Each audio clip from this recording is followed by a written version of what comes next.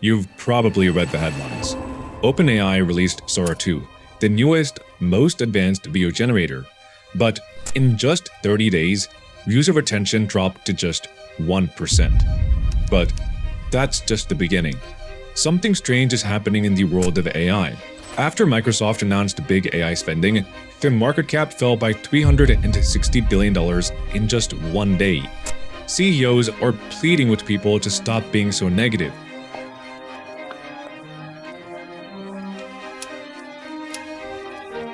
In January 2026, Satya Nadella, CEO of Microsoft, said, I don't like anthropomorphizing AI. I sort of believe it's a tool. It is got intelligence, if you want to give it that as moniker, but it's not the same intelligence that I have, right? I think one of the most unfortunate names is artificial intelligence.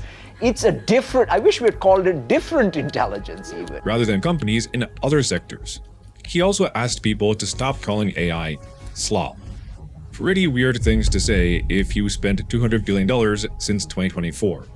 Jensen Huang is also doing something similar. If you're not engaging AI actively and aggressively, you're doing it wrong. You're not going to lose your job to AI. You're going to lose your job to somebody who uses AI. Your company is not going to go out of business because of AI. Your company is going to go out of business because another company used AI. There's no question about that. And so you have to engage AI as quickly as possible. So why are the faces of AI suddenly so insecure about AI? Well, it gets much weirder. If you've been tracking big tech lately, you've probably noticed this. Nvidia for the past several months has actually just been going sideways. And some AI plays have been tumbling hard, like Oracle. After they peaked with their big OpenAI deal, their stock has fallen over 50% in the last 5 months. But the worst might be in Microsoft's most recent earnings report. This was a great earnings report. Azure Cloud grew 39%, and revenue was up 17% to $81 billion this quarter alone. Both of those were higher than expectations. But after they announced this, Microsoft's market cap fell $360 billion in one day.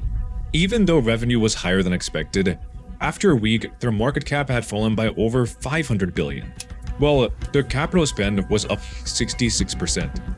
$37.5 billion spent in just one quarter. 2/3 of it was on chips, GPUs, and CPUs. Spending for AI.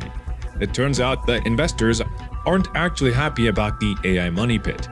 One big obvious issue is that revenues are up 17%, and the cost of revenues are up 19%. So if that is a new long-term trend, that is one of my concerns.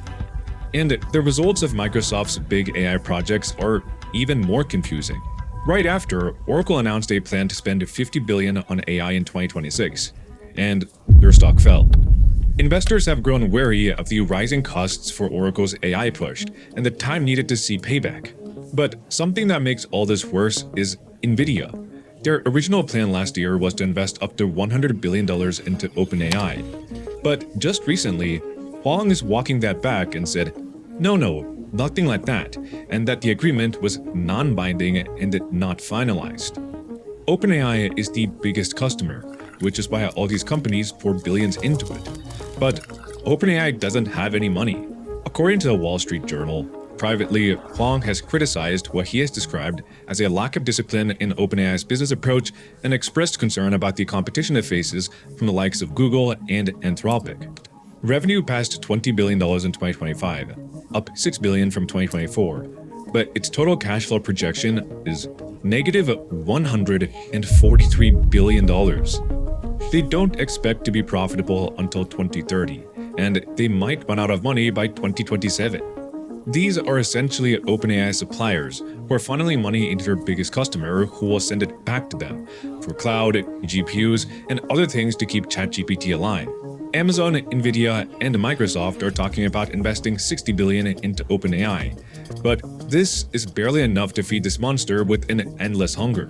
This whole system is beginning to wobble, and it's not just investors who are worried. From everything you know, everything you understand, is generative AI potentially an existential threat to the human species? I think that's what I've been saying, yes. It really is an existential threat.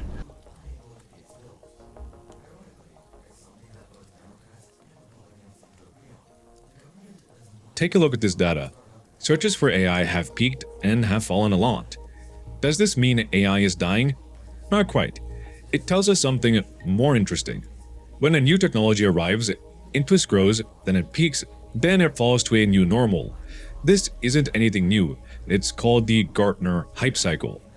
At the end of last year, the Value philosopher wrote a fantastic article called The End of AI Tourism, and I think it explains why Soros saw 99% of users vanished. Suno, the AI music company, scrapped millions of copyrighted tracks for an AI music generator which had 10 million users, but most of them left.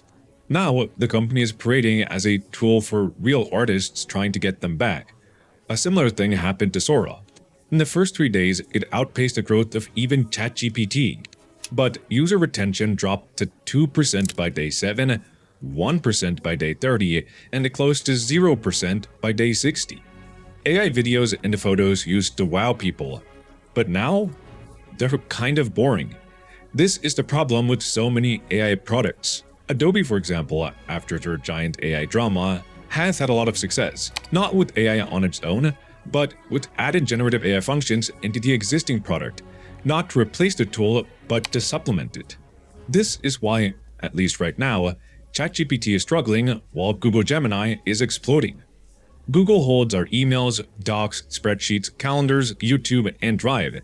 The moment Gemini interconnects this ecosystem, the game changes. And Microsoft is realizing this too.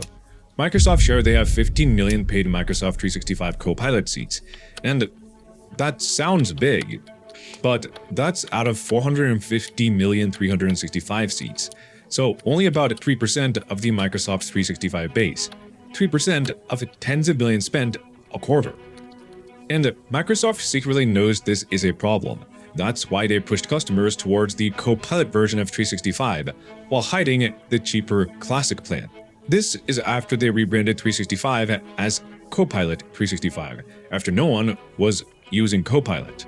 And it's not just regular consumers either. More than half of CEOs surveyed by PwC last month reported no revenue or cost gains from AI.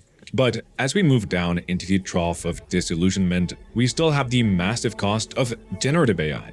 With so much spend, AI can't just be a niche product for a handful of users. With so much money riding on AI, anything less than a complete upheaval of the world as we know it will look like a failure. A typical financial analysis indicates that the top 7 big tech companies should be seeing an extra $600 billion in yearly revenue. For this